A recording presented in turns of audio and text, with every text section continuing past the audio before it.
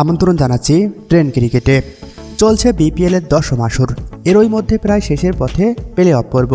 বলা যায় প্রায় চূড়ান্ত হয়ে গেছে নকআউট পর্বের 4 দল। সেই সাথে কারা কারা বাদ পড়ছেন সেটাও এক প্রকার নিশ্চিত। এমন তো অবস্থায় বিপিএলের শেষ মুহূর্তে এসেও দলগুলো যেন একে অপরের সাথে পাল্লা দিয়ে দলে ফেরাচ্ছেন বিদেশি সব হার্ড হিটার খ্যাত ক্রিকেটারদের। তারই ধারাবাহিকতায় থেমে নেই তামিম ইকবালের নেতৃত্বাধীন ফরচুন বরিশাল। দলে অনেক দেশীয় তারকা থাকলেও এবার মাঠ মাথাতে আসলেন African hard hitter David Miller. সব কিছু ঠিক থাকলে 17 তারিখ থেকে মাঠে দেখা যাবে ডেভিড মিলারকে।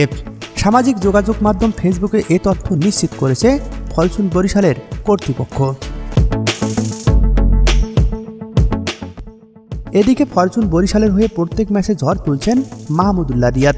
যদিও ফিটনেস ইস্যুতে এর আগে জাতীয় দল থেকে বাদ পড়েছিলেন মিস্টার সাইলেন্ট কিলার। বিপিএলের এবারের আসরে 2টি 50-র সাথে 8 ম্যাচে করেছেন 184 রান, যার স্ট্রাইক রেট প্রায় 150। এমন সব পারফরম্যান্সের পরও প্রশ্ন উঠেছে, আসন্ন টি-20 বিশ্বকাপে বাংলাদেশ দলে থাকবেন তো মাহমুদুল্লাহ রিয়াদ? এই প্রশ্নের উত্তরে আকরাম খান বলেন, মাহমুদুল্লাহ রিয়াদের প্রমাণ করার কিছুই নেই। আসন্ন বিশ্বকাপে তিনি হচ্ছেন অটো চয়েস।